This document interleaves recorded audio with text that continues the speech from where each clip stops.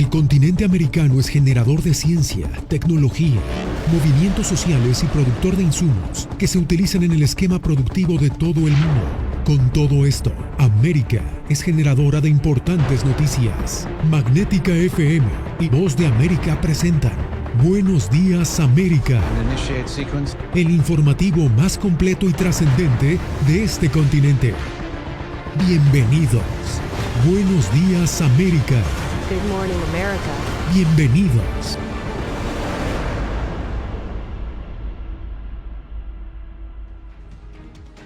Bienvenidos a una nueva jornada informativa en El Mundo al Día. Comenzamos. Al día siguiente de que Honduras lo extraditara, el expresidente Juan Orlando Hernández compareció este viernes por primera vez frente a la justicia estadounidense. Ronen Swark nos reporta desde Nueva York. Buenas tardes desde su lugar de detención en el Centro Correccional Metropolitano del Condado de Brooklyn. El exmandatario hondureño Juan Orlando Hernández escuchó en una llamada telefónica los cargos que un tribunal neoyorquino le impuso este viernes. Además, aceptó los cargos y no apelará la decisión para quedar liberado bajo fianza. El secretario de Justicia de Estados Unidos, Merrick Garland, así confirmaba los cargos. Hernández está acusado de participar en una conspiración violenta y corrupta de narcotráfico para facilitar la importación de toneladas de cocaína a Estados Unidos entre 2004 y 2022. Tal como señala la imputación, Hernández abusó de su posición como presidente desde 2014 a 2022 para operar el país como un narcoestado.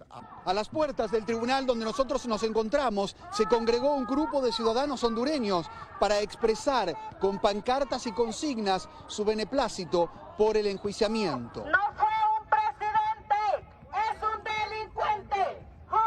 No fue un presidente. Las autoridades estadounidenses hicieron públicos el jueves documentos que acusan a Hernández de 3 cargos: conspirar para importar cocaína a Estados Unidos, usar armas y conspirar para usar armas y herramientas destructivas. Hernández es el primer jefe de Estado latinoamericano que enfrenta la justicia estadounidense desde la extradición del líder panameño Manuel Noriega en 1990. Ronen Swark, Voz de América, Nueva York.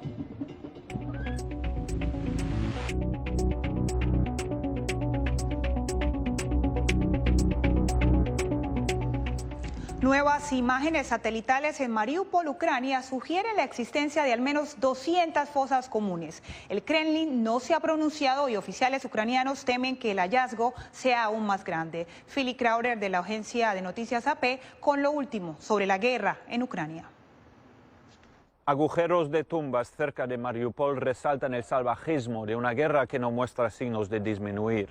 Las autoridades ucranianas dicen que los agujeros son indicios de nuevas fosas comunes. Una compañía privada de imágenes satelitales ha publicado fotos que, según dice, muestran más de 200 tumbas en un pueblo cerca de Mariupol. Los oficiales locales acusan a Rusia de enterrar allí hasta 9.000 civiles. Mariupol ha visto algunos de los peores sufrimientos de la guerra y las imágenes de satélite insinúan aún más. Oficiales locales acusan a Rusia de ocultar la masacre que tiene lugar en la ciudad portuaria. Mariupol ha estado bajo asedio desde los primeros días de la guerra. No hubo una reacción inmediata del Kremlin a las imágenes satelitales. Philip Crowder, Voz de América, Leópolis. Mientras tanto, la Oficina de Derechos Humanos de Naciones Unidas dijo este viernes que los indicios de crímenes de guerra de Rusia en Ucrania van en aumento, incluyendo bombardeos indiscriminados. El informe precisó que también Ucrania ha usado sus armas sin reparo. El organismo informó que el secretario general Antonio Guterres se reunirá el próximo 26 de abril en Moscú con el líder ruso Vladimir Putin en su intento de lograr un cese al fuego. Y por otro lado, todavía es insuficiente la ayuda recaudada para las víctimas en Ucrania, pese a las donaciones de organizaciones en Estados Unidos. Verónica Valderas nos cuenta que a medida que se intensifica la guerra, aumentan las necesidades de las víctimas. Vladislav Shpakov emigró de Kiev a Estados Unidos en 2016 y ahora transporta de manera voluntaria donaciones de Virginia a Delaware, desde donde se enviarán a Ucrania. Cada viaje le cuesta unos $400. Perdemos dinero porque necesitamos pagar para la gasolina y los empleados, pero somos ucranianos y debemos ayudar. Pero al alargarse el conflicto, el interés de quienes donan disminuye y los filántropos deben reevaluar sus estrategias. Hay varios almacenes en todo Estados Unidos y creo que ahora se debe determinar qué se acepta y en qué cantidades. A menos que las donaciones tengan un valor más alto que el costo de transportación, algunas ONG prefieren no enviarlas desde Estados Unidos y cuando pueden, las usan para impulsar la economía local. Si traemos toda la comida de fuera, hacemos que los agricultores en Ucrania sean un poco más pobres. La mentalidad es vamos a actuar y a comprar local. En marzo, el presidente Joe Biden anunció $1.000 millones más para ayuda humanitaria. Pero la organización Global Giving dice que los donadores individuales ya no contribuyen como al principio. Esto se está convirtiendo rápidamente en una de las peores crisis de refugiados y nos preocupa cómo podremos ayudarlos a largo plazo. Boris Levonenko, quien nació en Kharkiv, se muestra optimista de que el altruismo prevalecerá. Recopilar suministros médicos para otros ucranianos le hace sentir bien, incluso cuando ello significa que su negocio de reparación de automóviles pierde clientela. Y haremos dinero más tarde, cuando obtengamos la victoria. Verónica Valderas Iglesias, Voz de América, Arlington, Virginia.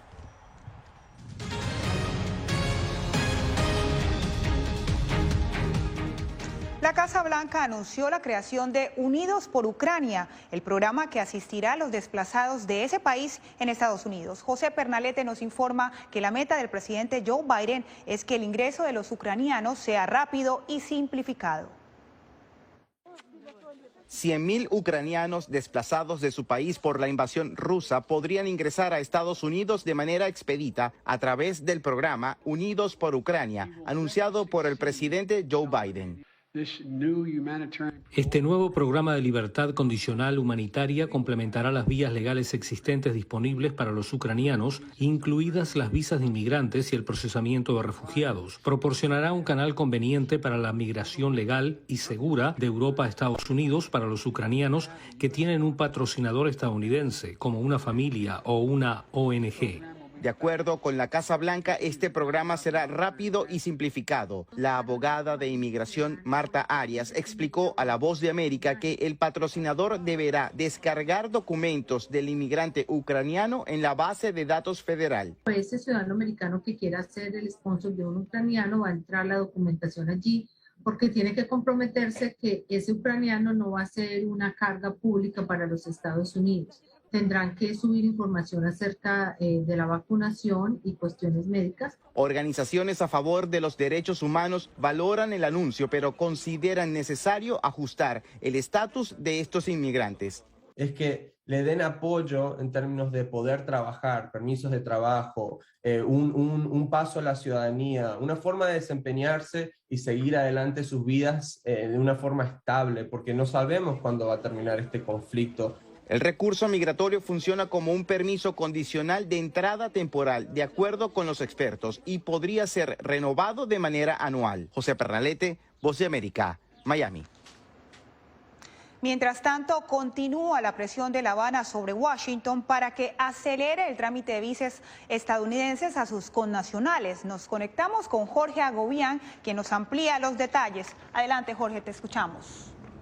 Estíbaliz del Departamento de Estado recalcó durante una llamada telefónica este viernes que buscan llevar a cabo los compromisos migratorios entre Washington y La Habana, unos acuerdos de larga data, entre ellos algo específico de estas conversaciones de alto nivel que tuvieron lugar el jueves aquí en la capital de Estados Unidos. Está el tema de las visas para migrantes cubanos, visas que según se estima y según se acordó hace varios años serían 20,000 al menos anuales. De eso trata el siguiente reporte. Tras la reanudación de los diálogos migratorios entre Estados Unidos y Cuba, Washington aspira a cumplir con los compromisos de larga data, entre ellos la emisión anual de al menos 20,000 visas de inmigrantes para cubanos desde la embajada estadounidense en La Habana. Tenemos el compromiso de hacerlo y estamos trabajando hacia cumplimiento, y eso traería más servicios consulares desde la embajada en los meses que vienen. Así lo afirmó la subsecretaria de Asuntos Hemisféricos del Departamento de Estado, Emily Mendrala.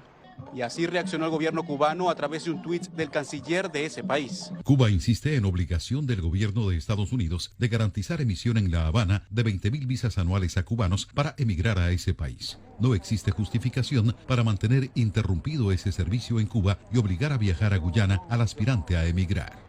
Según el Departamento de Estado, Washington abordó la emisión de estas visas que serían otorgadas, y citamos, de manera limitada a partir de mayo.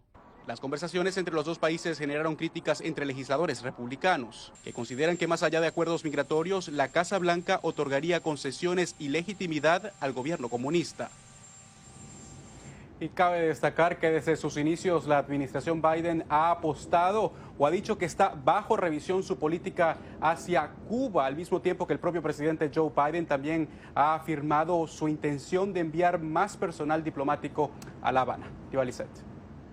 Gracias a Jorge Agobián. Y el mundo celebra el Día de la Tierra. Más adelante le decimos por qué esta iniciativa cobra cada vez más importancia.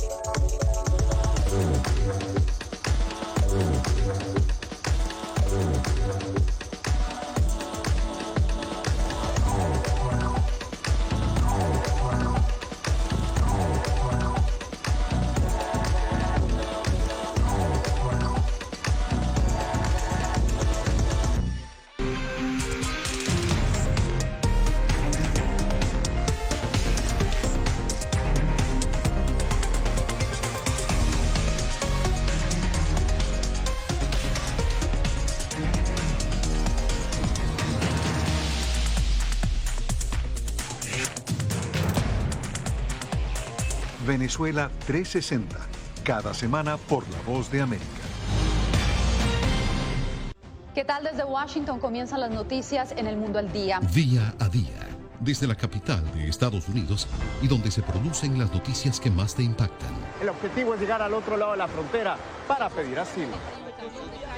La Voz de América te conecta con El Mundo al Día, los hechos más allá de la noticia, para que tomes decisiones bien informadas, en el lenguaje que quieres, donde quieras y como prefieras. Conéctate con El Mundo al Día. La Voz de América te invita a ser parte de nuestra familia a través de las redes sociales. Encuentra en tu muro las últimas noticias de tu país en su conexión con Estados Unidos, la región y el mundo. Historias que empoderan las voces latinoamericanas de política, economía, salud, actualidad, balanceadas y precisas. Únete a un equipo de origen hispanoamericano que trabaja para conectarte con los tuyos. Síguenos en Facebook y conviértete en protagonista de una historia que tú mismo ayudarás a construir.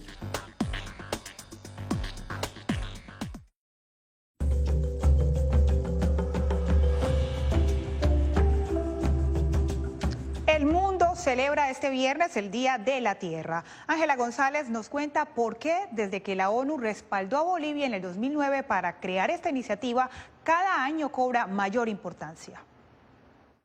13 años después de que se estableciera por la ONU el Día Mundial de la Madre Tierra, un desempeño muy deficiente para proteger el planeta provocó un nuevo llamado del secretario general Antonio Guterres. Debemos limitar el aumento de la temperatura global a 1.5 grados. Estamos muy lejos de ese camino. Para mantener el 1.5%, los gobiernos deben haber reducido las emisiones en un 45% para 2030 y lograr la neutralidad de carbono para 2050. Los principales emisores deben reducir drásticamente las emisiones a partir de este año. Esto significa acelerar el fin de nuestra adicción a los combustibles fósiles y acelerar el despliegue de energía renovable limpia. La Asamblea General sostuvo este viernes un foro interactivo sobre la armonía con la naturaleza y la necesidad de una jurisprudencia planetaria y economías verdes encaminadas a reversar una catástrofe climática. Al destruir a la madre tierra, nos destruimos a nosotros mismos. Por lo tanto, un nuevo modelo de vida concentrado en la madre tierra requiere resolver las contradicciones económicas, sociales y políticas ocasionadas por el modelo capitalista. Hace un mes la ONU lanzó una campaña mundial contra la contaminación plástica y en la conferencia de Estocolmo, que se celebró por primera vez hace 50 años, nació el movimiento medioambiental que logró cumplir metas como reducir el agujero de la capa de ozono, ampliar las protecciones a los ecosistemas y terminar con el uso de combustibles de plomo. Este mes de junio los líderes del mundo se volverán a reunir en Suecia. Un nuevo y eficaz cambio colectivo no puede esperar. Ángela González, Voz de América. En California, los legisladores extendieron las moratorias de desalojos debido al impacto del COVID-19. Verónica Villafañe nos informa sobre la reacción de los propietarios. En una acción de emergencia, California extendió su moratoria de desalojo hasta el 30 de junio. La protección solo cubre a personas impactadas por la pandemia que aplicaron al programa de asistencia de alquiler del Estado, pero cuyas solicitudes aún no han sido procesadas. A finales de marzo teníamos más de 350,000 familias esperando esa ayuda del Estado. Francisco Dueñas, director ejecutivo de Housing Now, dice que el procesamiento de algunas solicitudes han demorado casi 8 meses. Sí nos preocupa de que 3 meses tal vez no sea suficiente para pagarles a todas esas familias. 35% de los solicitantes al programa estatal son hispanos. La necesidad es grande y algunas ciudades han tomado sus propias medidas para extender las protecciones. San Diego esta semana aprobó una ordenanza que impide a propietarios desalojar a inquilinos para hacer remodelaciones sustanciales o para retirar viviendas del mercado hasta el 30 de septiembre. Grupos que representan a propietarios en California han entablado sin éxito varias demandas para tratar de eliminar las ordenanzas que impiden el desalojo de inquilinos, que según ellos ha sido perjudicial. La Corte Suprema de los Estados Unidos esta semana rechazó una apelación de la Asociación de Apartamentos de Los Ángeles que buscaba anular la moratoria de desalojos de la ciudad. Esta protege a inquilinos que no han pagado renta a causa de la pandemia hasta 12 meses después que finalice la declaración de la emergencia local. Eso podría ser hasta el 1 de agosto del 2023. La idea de todo este apoyo es para que todos puedan mantenerse en sus casas durante esta pandemia. Verónica Villafañe, Voz de América, Los Ángeles. En vilo está el futuro de la llamada acción afirmativa, la política de admisión que procura diversidad étnica en las universidades estadounidenses. Laura Sepúlveda nos explica sobre la prohibición a las instituciones públicas de tener en cuenta la etnicidad en su proceso de selección. La Corte Suprema ha admitido una demanda por supuesta discriminación racial contra las universidades de Harvard y Carolina del Norte, la cual definirá el futuro de la llamada acción afirmativa, una política de admisiones que ha facilitado el ingreso de los hispanos y otras minorías a la educación superior. Desde la década de los años 60, las universidades públicas han estado utilizando estos programas de acción afirmativa para brindar ventajas de admisión y aumentar la inscripción de estudiantes negros, latinos, nativos americanos y otros grupos. La acción afirmativa vigente en entidades públicas ha sido objeto de varias disputas legales que buscan erradicarla desde los años 90. Ahora la Corte Suprema entra a considerar un caso que involucra a Harvard como entidad privada, lo que según su comunicado amenaza su libertad y flexibilidad para crear comunidades universitarias diversas. Harvard no discrimina. Nuestras prácticas son consistentes con el precedente de la Corte Suprema. No hay evidencia persuasiva y creíble que justifique un resultado diferente. La universidad sigue comprometida con la excelencia académica, la expansión de oportunidades y diversas experiencias educativas. El impacto de la acción afirmativa es analizado a partir del caso de California en un estudio de Zach Bleemer.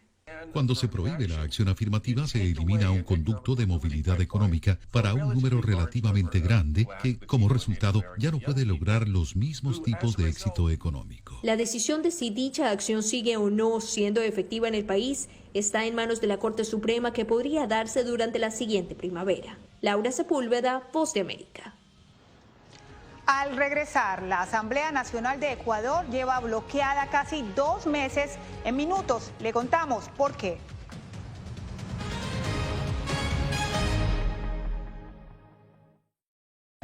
El 24 de febrero cambió la vida de millones de ucranianos. La invasión de Rusia a Ucrania puso sus vidas en pausa. Mujeres, ancianos y miles de niños huyen cada minuto del país. Con Celia Mendoza y Julia Riera, La Voz de América documenta desde Polonia esta crisis humanitaria sin precedentes en Europa desde la Segunda Guerra Mundial. Vidas en pausa. Encuéntralo en vozdeamerica.com.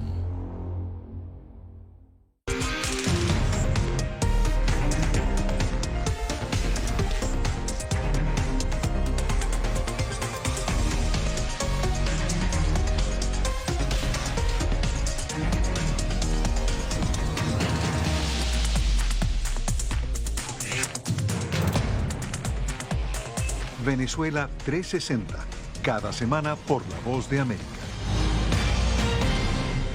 ¿Qué tal? Desde Washington comienzan las noticias en El Mundo al Día. Día a día, desde la capital de Estados Unidos y donde se producen las noticias que más te impactan. El objetivo es llegar al otro lado de la frontera para pedir asilo. La Voz de América te conecta con el mundo al día. Los hechos más allá de la noticia. Para que tomes decisiones bien informadas. En el lenguaje que quieres, donde quieras y como prefieras. Conéctate con El Mundo al Día. La Voz de América te invita a ser parte de nuestra familia a través de las redes sociales. Encuentra en tu muro las últimas noticias de tu país en su conexión con Estados Unidos, la región y el mundo.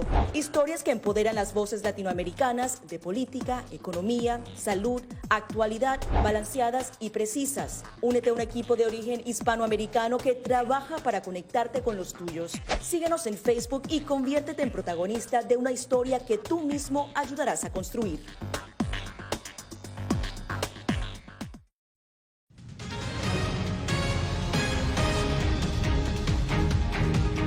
En Ecuador, la falta de acuerdos entre organizaciones políticas mantiene su Asamblea Nacional bloqueada hace casi 2 meses. Néstor Aguilera nos cuenta que la principal exigencia de la oposición es la salida de la presidenta del organismo. Se suspende la sesión. Un inicio de 2022 casi paralizada. La Asamblea Nacional del Ecuador se mantiene en el ojo del huracán por la falta de acuerdos. En la mira de las organizaciones políticas se encuentra la presidenta Guadalupe Llori, quien llegó a ese puesto de la mano del movimiento Pachacuti y no ha podido lograr entendimientos mínimos ni para sesionar. No puedo permitir que sigan violentando la Constitución y la ley. No es cuestión de aferrarse a un cargo, sino de luchar por la institucionalidad y la democracia de nuestro querido país. Sin embargo, es en la organización indígena donde está buena parte de los opositores de Llori.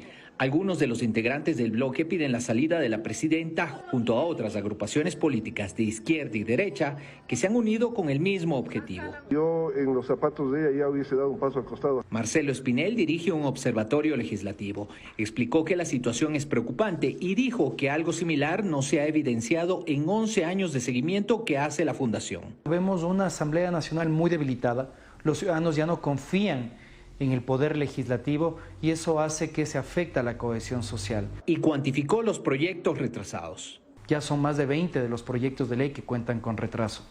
Y si es que nos vamos al número de leyes aprobadas, la Asamblea Nacional, cerca de cumplir un año de gestión, apenas ha aprobado 14 leyes. Frente a la falta de acuerdos, el Ejecutivo intenta mediar a través de su ministro de Gobierno, quien hasta hace pocas semanas era asambleísta del bloque oficialista. Néstor Aguilera, Voz de América, Quito. Y en Venezuela, organizaciones de derechos humanos denunciaron 1.414 ejecuciones extrajudiciales durante el 2021. Desde Caracas, Álvaro Algarra nos informa. Según Marino Alvarado, coordinador de Provea, la cantidad de casos demuestra que se trata de una política de Estado y cuando el Estado tiene voluntad de controlar a sus organismos de seguridad, de orientarlos en el sentido de sus actuaciones sean menos letales, se pueden lograr resultados. Durante el 2021 hubo una reducción importante de las ejecuciones extrajudiciales en el país. Sin embargo, esta cifra sigue siendo una cifra muy elevada. Alfredo Infante, director del Centro de Acción Social, describió un patrón frecuente de procedimientos policiales en sectores populares del país. Para mostrar números de supuestos enfrentamientos, pues se altera y se va a las casas. Son sacados los jóvenes delante de su familia, de su mamá o de su papá, y se los llevan. Euclides Farías, padre de un joven presuntamente asesinado extrajudicialmente, opina que en Venezuela no hay Estado de Derecho y relató cómo fue el accionar de la policía ese día en su vivienda. Entonces esto se minó de policía, por donde quiera. Entonces no entendimos y fíjate, se lo llevaron, como dice, se lo llevó vivo. Y después apareció muerto. La disminución de casos, subraya el informe, llega después de alertas de la alta comisionada para los derechos humanos de las Naciones Unidas, Michelle Bachelet, por ejecuciones extrajudiciales en Venezuela. Álvaro Algarra, Voz de América, Caracas. En breve le contamos de un homenaje al legado musical del guitarrista de Maná.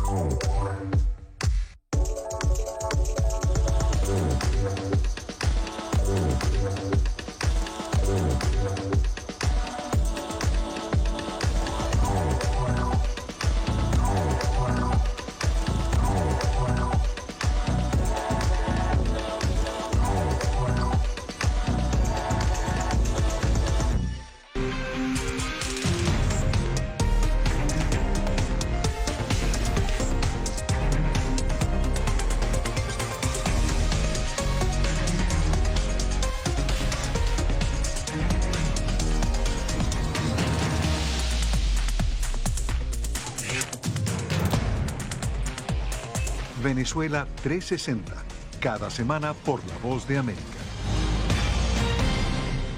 ¿Qué tal? Desde Washington comienzan las noticias en El Mundo al Día. Día a día, desde la capital de Estados Unidos y donde se producen las noticias que más te impactan. El objetivo es llegar al otro lado de la frontera para pedir asilo.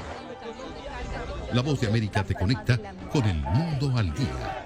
Los hechos más allá de la noticia. Para que tomes decisiones bien informadas. En el lenguaje que quieres, donde quieras y como prefieras. Conéctate con El Mundo al Día. La Voz de América te invita a ser parte de nuestra familia a través de las redes sociales. Encuentra en tu muro las últimas noticias de tu país en su conexión con Estados Unidos, la región y el mundo. Historias que empoderan las voces latinoamericanas de política, economía, salud, actualidad, balanceadas y precisas. Únete a un equipo de origen hispanoamericano que trabaja para conectarte con los tuyos. Síguenos en Facebook y conviértete en protagonista de una historia que tú mismo ayudarás a construir.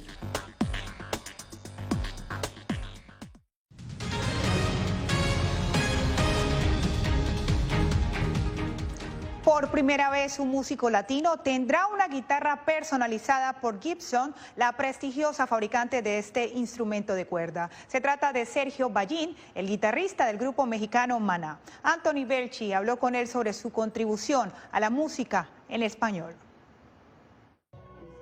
Maná es una de las bandas de pop latino más influyentes del mundo. Con más de 35 años de carrera artística, sus integrantes han llevado la música en español a prácticamente todos los rincones del mundo. Ahora Gibson, la empresa más prestigiosa de fabricación de guitarras, ha personalizado por primera vez el instrumento de cuerda de un músico latino. Es el de Sergio Ballín, el guitarrista de Maná. Más que un legado, es para mí un placer el poder compartir algo tan personal con mis compañeros músicos. Ojalá de veras el motivo principal es de que quien la tenga en sus manos se sienta más feliz. El artista se muestra satisfecho porque por fin, después de todo el esfuerzo de décadas, la música latina empieza a tener su reconocimiento. Él también ha contribuido a ello junto a los éxitos del grupo mexicano. Y sobre todo ya como que hay más ojos y oídos que están dirigidos al mundo latino.